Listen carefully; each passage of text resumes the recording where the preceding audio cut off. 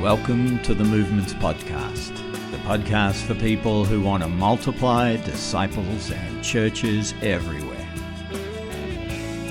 Today we're talking to Gary, who found Christ when he was serving in the US military in Afghanistan, and how God had him on a long journey and eventually brought him back to multiply disciples and churches everywhere to the glory of God in that war-torn nation.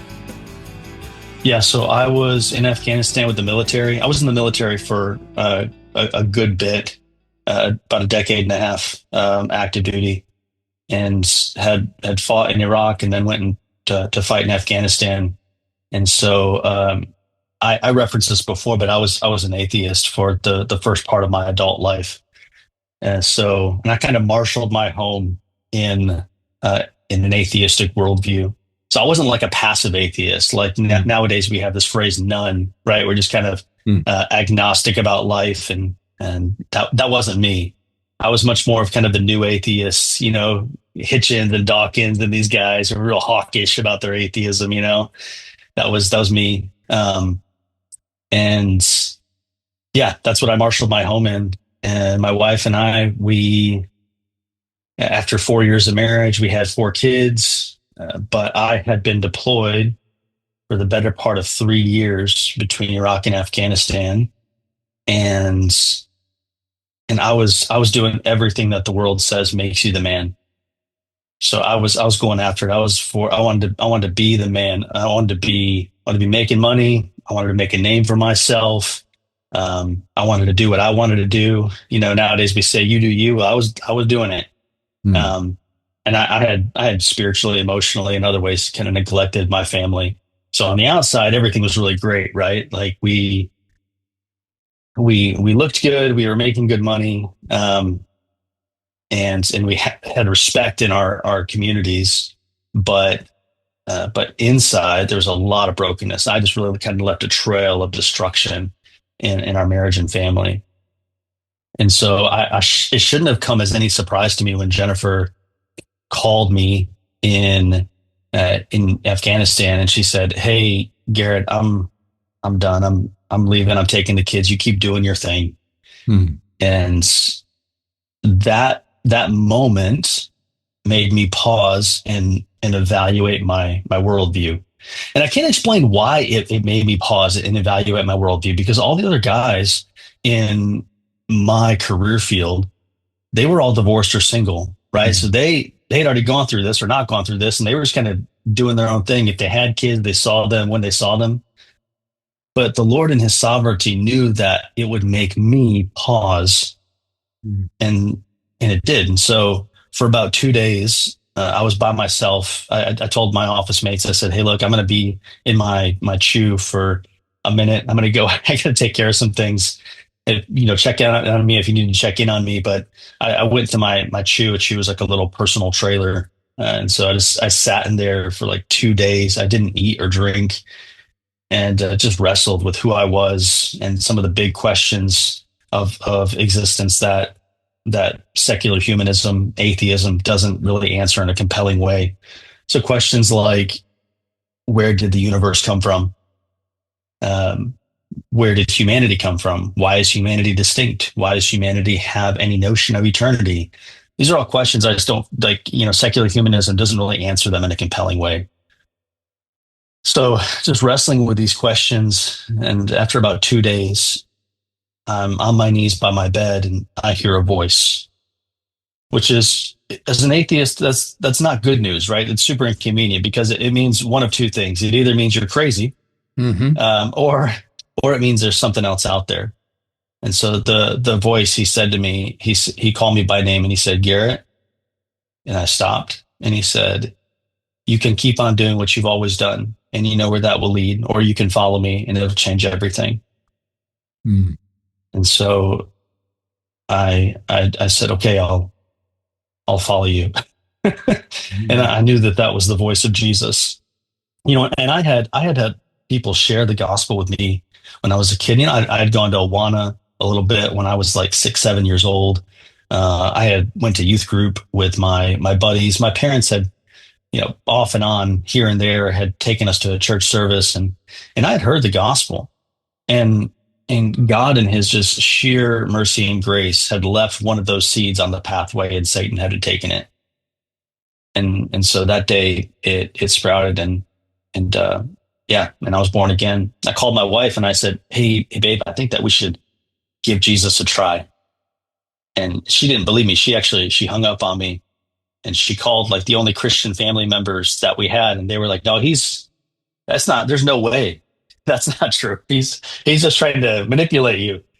But she said, I think we're going to give it a try. And so I actually came back from Afghanistan, and again, March 2010, and we started following Jesus together. So Jen has a really interesting, funny story too. So as I'm going through this in Afghanistan, she's actually back in her home place in the States, and she is, unbeknownst to me, she's also wrestling with worldview, and she knows that what's happening, the way that she's living, the way that we're living, she and I and our family, is there's something missing. And so she goes to a local Christian bookstore and buys a Bible, and she gets her name written on it, because in the South, in America, when you get your name written on a Bible, that's big business. You know what I mean? That means that you're serious.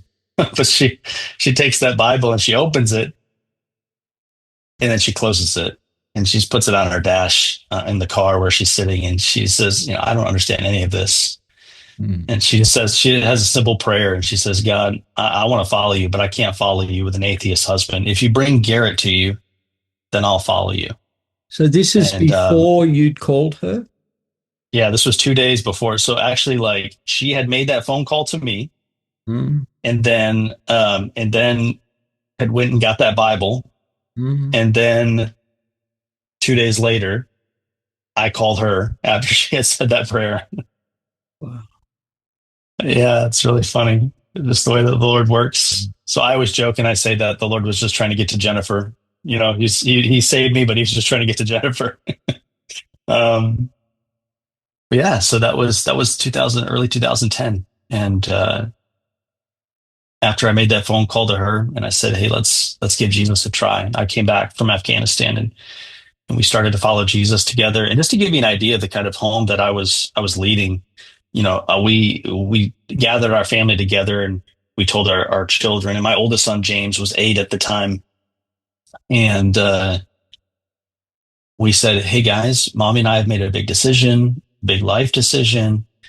We've decided that, we want to follow Jesus. Like, we believe that there actually is a God, and that, that Jesus, his son, came to save us from all of our bad things. And we're just trying to explain this to kids, and my son, James, just stops me and he's like, Daddy, what is God?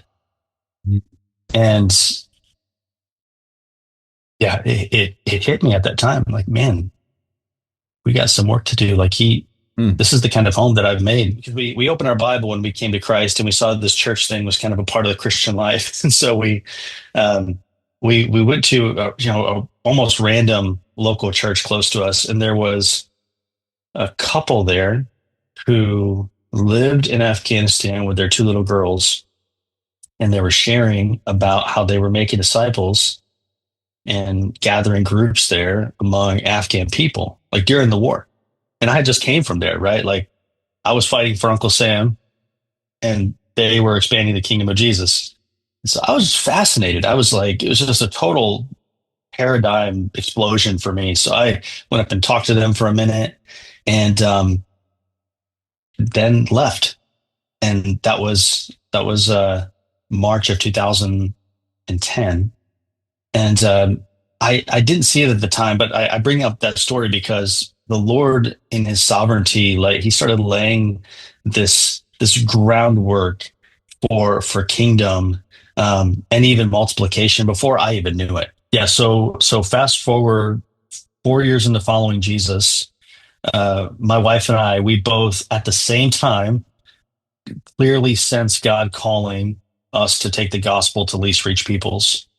So we had actually gone on a trip to India, and we were meeting with a group of evangelists and church planters there. It wasn't a short-term trip. It was a vacation. And actually, we were at our church telling our friends about this vacation we were about to go on. And my buddy was the missions pastor for the church. And he said, hey, Garrett, I hear you're going on this vacation. Would you like to meet some church planters and evangelists in India?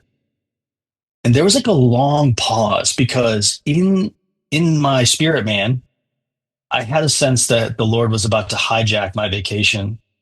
And so we went to India, and one of the first days that we were there, and it was just a terrible India day. Like, there were like touts at the railway station, and we had been, a lot of money had been taken from us by some of these tourist touts, and it was just a bad India day.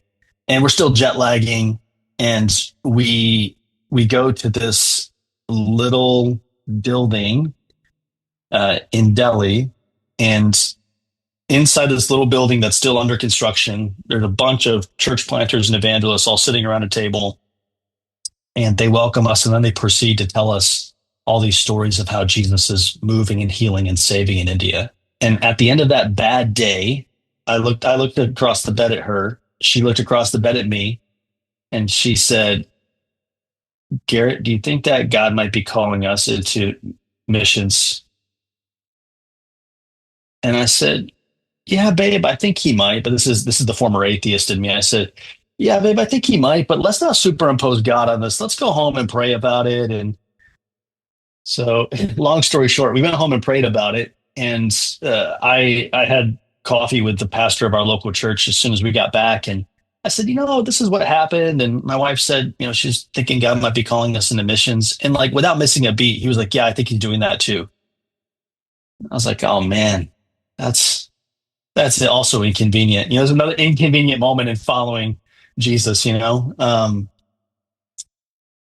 because I had that sense as well. And so we had this internal compulsion that we both were feeling. And then we had this external affirmation from the local church. And then also the military came to me right around that time. And they asked me, they said, hey, we know that you've been working with this language set in this part of the world for the past 10 years.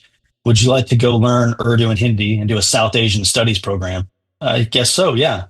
And so we had this sense of calling, in and around South Asia. And then the military comes and offers me this opportunity basically to get equipped for the work at the government's dime. It was unbelievable, really, really shocking. And so between the time that we sensed God calling until the time we were in India was about 3 years. So I finished out my military contract, went to language school, and then we went to India at the beginning of 2018. And it was actually in India that I got exposed to the four fields. So you might have to paste this in also, but in 2014, while I'm going to language school, I'm online connecting with people. I really wanted to get into this whole discipleship thing. I was seeing it in the Bible. I was hearing people talk about it. And I was like, man, I want to get into this. I want to be discipled. I want to make disciples. And so I was on Twitter, just kind of connecting with people. And that's when I connected with Josh from CICM online. He was doing Ignite, and I did his little Ignite program with him. It was really kind of nascent at the time, right? He had done a video series, and then he was like, hey, I want you to read this book. And he gave me this book called What Jesus Started. So that was the beginning of like, oh, wow, like Jesus is still doing the same things he's always done, right? Like Hebrews 13:8, right? Like Jesus is the same yesterday, today, and forever. So I was connecting with Josh starting in 2014. And in 2017, as we were preparing to go to the field, I got connected with some guys in Kentucky, and they taught us about multiplication using some of Curtis Sargent's stuff. And then when I got to India, then I met some folks actually a young 23-year-old red bearded man that became a good buddy of mine. And he was teaching uh, principles of multiplication for fields. And I just happened to walk into the same building as him. And I was like, oh, there's another white guy. And shortly thereafter, he and his wife sat down with me and my wife and were like, hey, have you ever seen this picture of how a sower goes out to sow and how God grows his kingdom? And that really was a pivot point for us. So in 2010 was a pivot point for us. 2014 was a pivot point for us. And then 2018, when our friends drew that little diagram on a napkin at a cafe, that really was another pivot point for us. And we were bought in after that. We started doing church planting with a Nepali network there and saw God do some really awesome stuff among Nepalis. Then we came back to the States for a season, and we were doing diaspora church planting with a local church in North America. And we changed the missions paradigm and the way we were doing international church to more of a four fields paradigm, and saw a handful of ethno-linguistic churches planted, which was pretty awesome. So we started an Arabic speaking group. There was a Chinese speaking group that formed, an Urdu speaking church, a Kenyan Rwandan speaking church. So that was pretty cool. We were only there for about 2 years. It was 2021. So if you remember, India had that kind of second wave of COVID, and they had like 4,500 people dying a day, funeral pyres in the streets, and they had suspended all visa categories. It was like, Acts 16, the Lord was like, you're not going to Asia. And we tried to go one other place, and the Lord was like, yeah, you're not going there either. And then I had a friend of mine call, and he was like, hey, Garrett, we actually have a lot of people coming to faith here in northern Iraq, and we need someone to help come and develop leaders and coach leaders. Would you come and do that for a short time? And so we went to Iraq for 7 months and pitched in the work there, and just saw God doing awesome stuff among Kurds and Arabs and a frontier people group called Shabaki. I mean, you think about northern Iraq war up until the early 2010s, 2012, really, like things started to kind of draw down. And then a couple years later, Islamic State comes in and just wreaks havoc. And in the tail end of that, you just see, hundreds of Kurds and Arab and refugees putting their faith in Jesus. Like, I think Islam had just been shown to be what it is. And God had raised up a wave of workers from the outside to come in and just to boldly proclaim the gospel in refugee camps, in communities, in households. And so, seeing Peshmerga leaders put their faith in Jesus, and seeing, people who had just seen the worst side of humanity put their faith in Jesus, seeing lives transformed, and sitting with these people and doing simple church with them, and seeing the word of God transform their lives. I think, without talking about specific people, I would just say that was it. And it was beautiful. Like, and I said, we were only there for 7 months.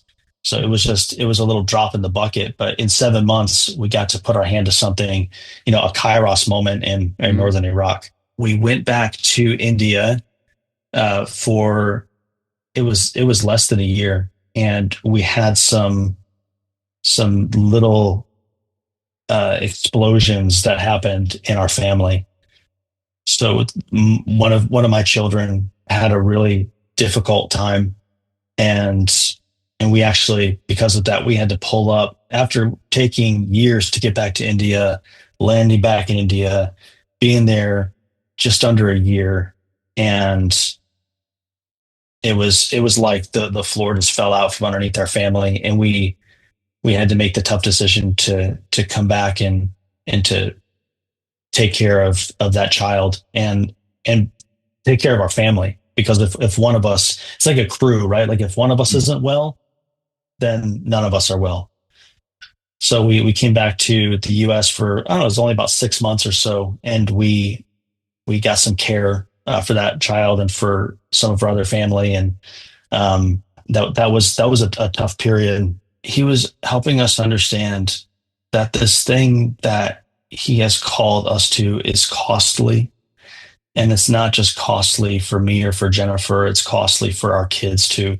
That's not something that's super popular to talk about, how this thing that the Lord has called us to, taking ground from Satan, working among least reached peoples. It's not super popular to talk about how costly it is for children. When Satan gets done coming after mom and dad, he's going after kids. Every time that we would baptize new Afghans, we would face significant spiritual oppression in our home. And I think the Lord was showing us the reality of the war that we were in, but also comforting us with his sovereignty and his sufficiency. Like we prayed, we begged for him to take some of that away. In my office, just crying out, like, would you take it away? Would you please? Would you bring peace? Would you bring healing? And his answer was no. Because we have 2 Corinthians, I can look back and I can say, oh, this isn't abnormal, right? Like Paul begged and God said, no, my grace is sufficient. My power is made perfect in weakness. This taking ground from Satan, it is costly. It's war. I've seen war, and this war that we're in to see no place left is as tangible a war as any war that I've ever seen. We had visited a country in Southeast Asia where some of our friends were living and basing, and we knew that could be a good place for our family to live and to work regionally. And so we went and visited, and we were like, man, this is a great place to live and work. And so I guess it was early 2024, we made that decision to go to that country. And so we moved in summer of 2024, and that's where we've been for the past year and some change, is right here in Southeast Asia. And so from here, we work locally, but then we also work India and Pakistan and Afghanistan. And what does that work look like? Right. So I'll speak specifically about the Afghan piece. So, several years ago, the Lord really gave me a burden for reaching Afghans. My wife Jen and I, since the beginning, our heart has been for the gaps. Where are there little to no, where is there little to no harvest force? Where there are very, very few people, if any, working, and let's go there. And Afghans have been those people, right? There's just such a small number of people that have been working with Afghans historically. And I told you about my coming to faith there, and that couple that we had met in early 2010, and then we had connected with some Afghan refugees in Delhi, and I knew that was a gap. And so it was actually January of 2020, and a friend and myself, we went to Uzbekistan, and we brought out a group of Afghan leaders that I had connected to. And we didn't really know these people really well, but we were friends of friends. And so I brought them out. We got to know them, and then we did some training with them, trained them how to make disciples and plant churches. And that was, I think January 2020 was like another pivotal moment for me, where I was like, oh wow, like these Afghans they're really bought into Jesus, and they really want to make disciples and plant churches. And so that little training that didn't start a movement, but that changed something in my heart where I was like, no, I think that we need to be working with these people and need to be beating the drum for others to work with these people. So, yeah, so that was January 2020. Then COVID happened, and then they planted a handful of churches, baptized a dozen people or so, and then the Taliban took over the country again. There was about a year lead up to the Taliban taking over. There were very visible signs that there was a systematic takeover already happening leading up to August of 2021. And so like everyone saw the writing on the wall, especially when it like was like March, April. It was like, no, this could happen any day. And then in August, it happened. But what's really interesting about the Taliban takeover is that Taliban takeover has actually been a massive catalyst for people coming to faith in Christ. And they like anybody who had any hesitation or they any equivocation of mind, right? Like if they were like, man, Islam really isn't that bad. We just need some honest Muslims to take over. And when these guys came back in, there were so many people that were like, "This is Islam. I'm out." And so since we've actually seen a lot of people coming to Christ since August 2021, and to be honest, that's there. It's wheat and weeds, right? So this is Jesus gives it that parable for a reason. There's some people that are coming because, man, they're just trying to get out of Afghanistan, or they're trying to get to the West, or to Australia or to New Zealand or wherever. But there's also a huge number of people that the gospel is really good news to them. And so we've just in the past 2 years, we've seen about 100 Afghans baptized. And we've seen upwards of 20 churches formed in some pretty austere situations, locations. We have in one little town where there used to be a massive Al Qaeda shura, we have a half dozen churches, and upwards of 50 disciples. That's just, Psalm 115 says our God is in heaven. He does all that he pleases. Right. And so we just see God doing, Lord, you're doing what you please. Like, you're going to take ground from the enemy and establish a flag there. And so we've seen him do that in some really incredible places. And that's just our little network. Like my little piece of the pie is those couple hundred disciples in their churches. But now in the past 5 years, like since the past 4 years, since the fall of Kabul, we've seen other people, like the Lord raise up other people that are going after Afghans too. And they've seen that much fruit or more. Because it's just a kairos moment for Afghan people. It's really incredible. I mean, we see more Afghans coming into the kingdom than at any other time in the history of the Christian movement right now. Wow. Yeah. And it's not just one people group, Steve. It's sometimes if you just come into this and you just start working with Afghans, you'd be like, oh, it's Hazara people. Okay, sure. Yeah. Like Hazara definitely are coming to Christ in big numbers for Afghanistan.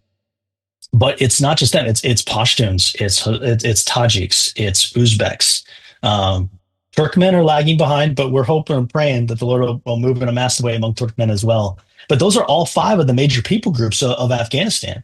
A lot of these churches are actually on the other side of the border, so they'll be in.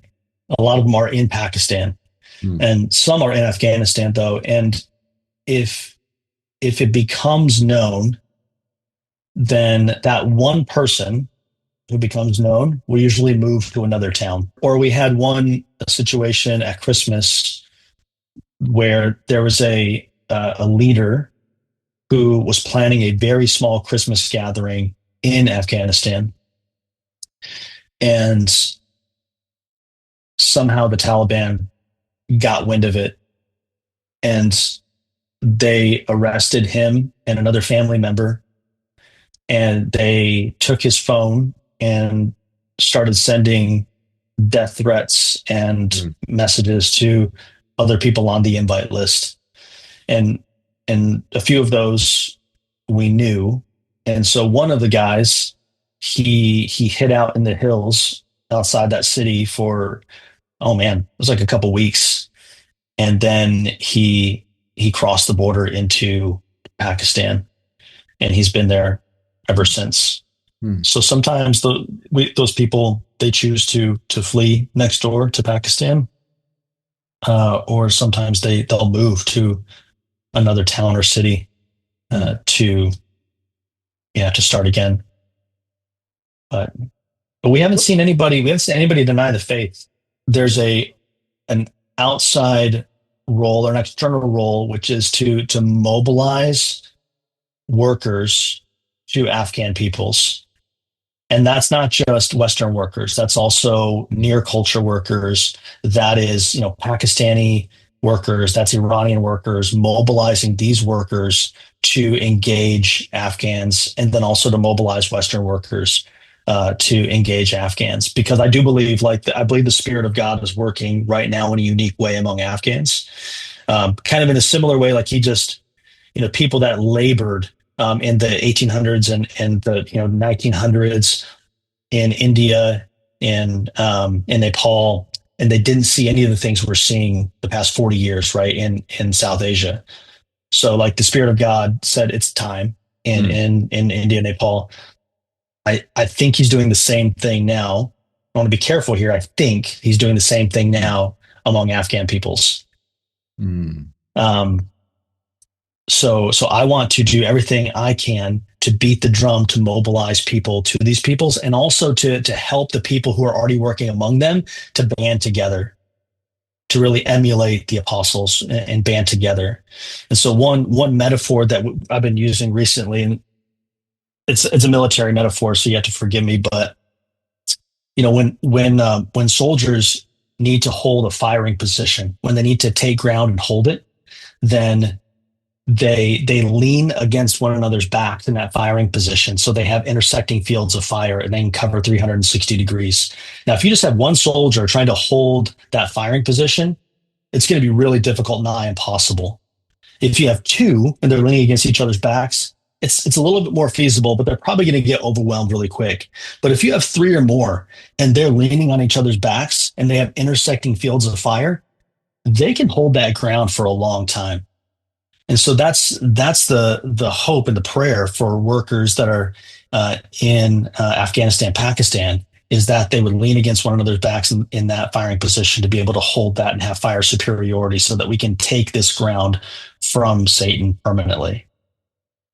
So you asked what's my role? My role, I think, is to mobilize people to Afghan peoples, to AFPAC as a sub-region, and to help those people who are there to band together. And then I think with Afghans, I think that my role is to identify catalytic leaders, to equip them, and to try to teach them the whole counsel of God. Like Paul with the Ephesian elders, when he left, he was like, I'm innocent of you because I have declared to you the whole counsel of God, so I can go now. And so I think with Afghan leaders, that I trust in God that we would see multiplying disciples in churches in every people group of Afghanistan, in every province of Afghanistan and beyond, and that he would purify his church. That's his job.